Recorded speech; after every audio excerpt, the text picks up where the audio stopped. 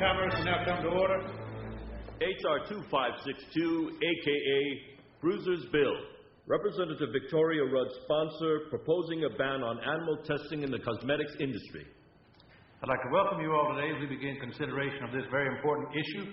This week you will hear expert testimony from both sides, and I ask that you keep your ears and your minds open. My first congressional hearing, can you believe it? Mm-hmm. And so I come to you today as a citizen and a scientist with the National Institute of Health for 25 years, during which time it's become increasingly clear that these supposed alternatives to animal testing aren't alternatives at all. I took this office to represent my two-legged constituents. Recently, I saw an item in a pet store with the label, "This product is tested on humans." Now that's a problem worth discussing. While the bleeding hearts will try to distract us from the facts with their saccharine talk of wagging tails, cold noses, and other sentimental mumbo-jumbo, consider this.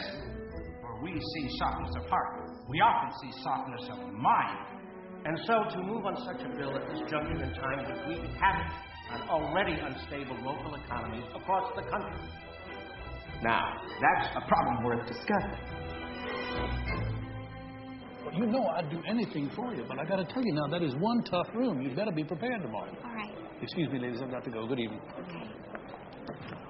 Al, I know you've had a bad day in court before. It's the same thing. They make their case, we make ours. That was bad. Yeah, they're mostly posturing to their constituents back home. I think we have the votes in committee even without your testimony.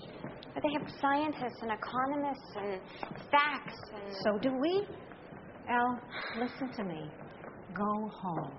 Have an early evening. Oh, sorry. Victoria Rudd. Yes. Ah, hang on 1 minute, will you? Go home. Try to relax. And Al, don't think like them. Think like you. Okay. Thanks.